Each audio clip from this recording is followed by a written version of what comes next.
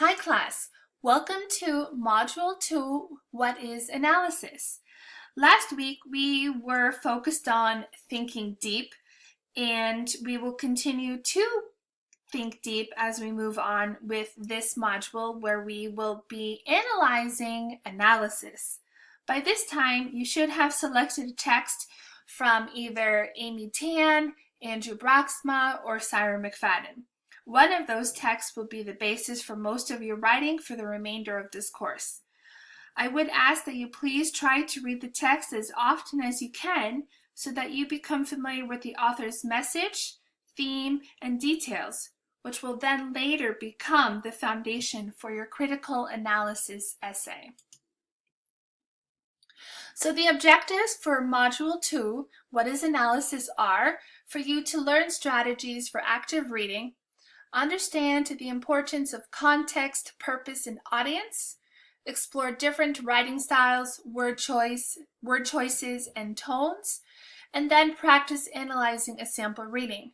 You can recall that last week I did post an announcement about active reading in the guide for the 1.7 writing notes assignment, so that should give you a heads up and you should already be a little bit familiar with the difference between active reading and passive reading.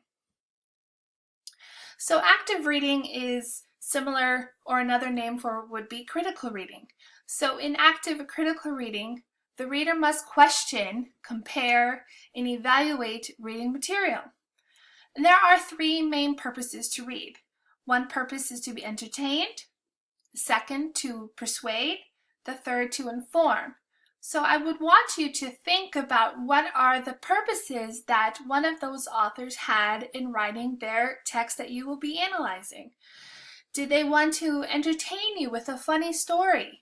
Did they want to persuade you with a different perspective on languages?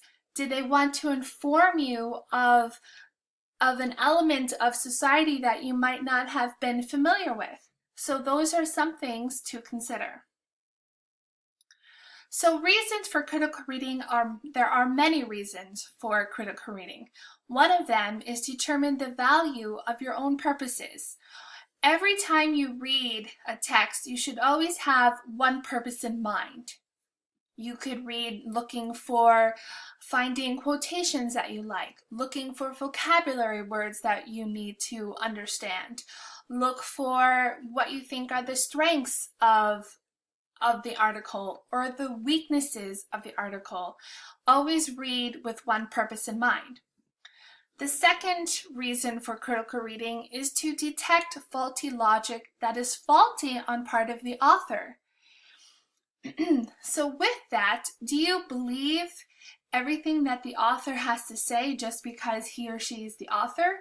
You should be able to question what he or she is saying and try to assess the validity of the argument that he or she is making. And with that, another reason for critical reading is to separate fact from opinion. Can you recognize a bias within the article that you are reading? And the last reason for critical reading is to, as I mentioned just a few minutes ago, whether to accept information being presented or to reject it. So here's a question, a true or false question, and you can answer this for yourself. Simply because something is published does not make it necessarily true. Therefore, you must question what you read. Should you question everything you read, or do you take it at face value? Another question, by comparing information on the same subject from different sources, you can select the best information for your own purposes. What do you think is the answer for that one, true or false? So in decision-making time, critical reading helps you to make informed decisions and form sound opinions and evaluations. I would like to stress that with opinions, you want to remain objective in that, and you want to give credible and logical reasons so they coincide with opinions and evaluations. So here are some more questions to consider. When reading critically, ask yourself the following. Is the author qualified to write about this subject? I could ask you to research Amy Tan, Andrew Braxma, or Sarah McFadden. What do you know about these authors?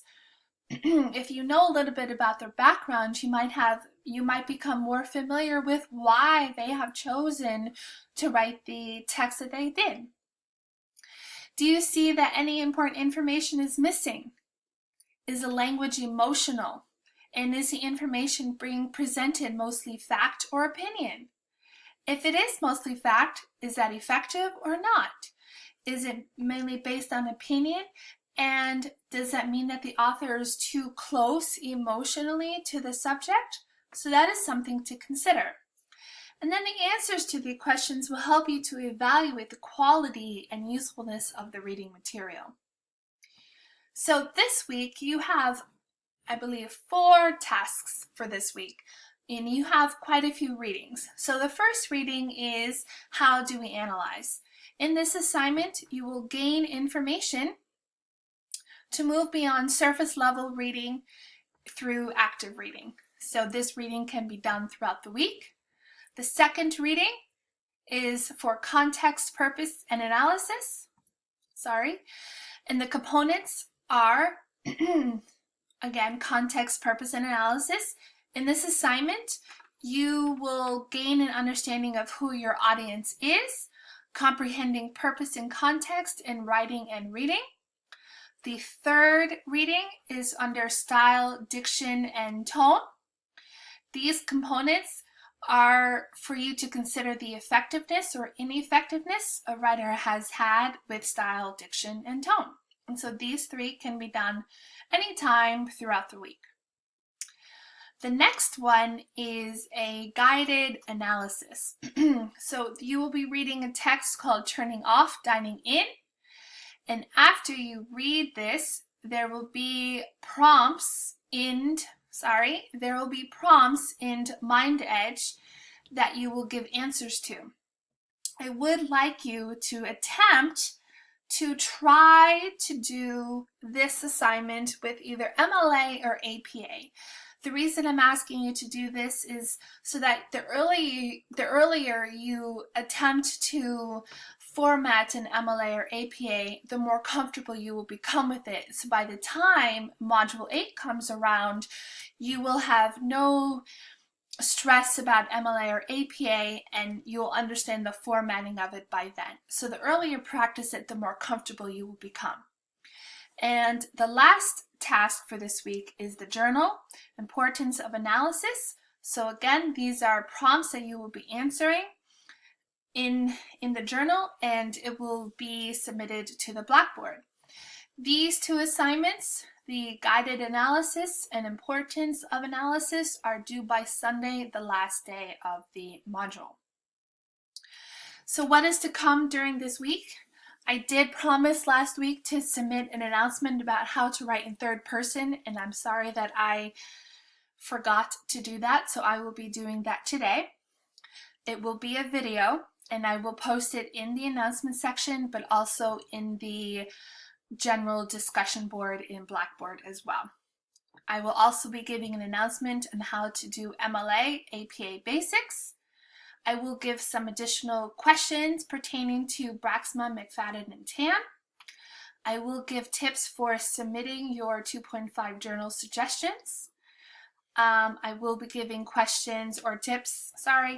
we'll be giving tips on critical thinking with text. And the last 2, what is academic writing? And satire, what is it? So those are my tips and announcements for this week that I will be giving.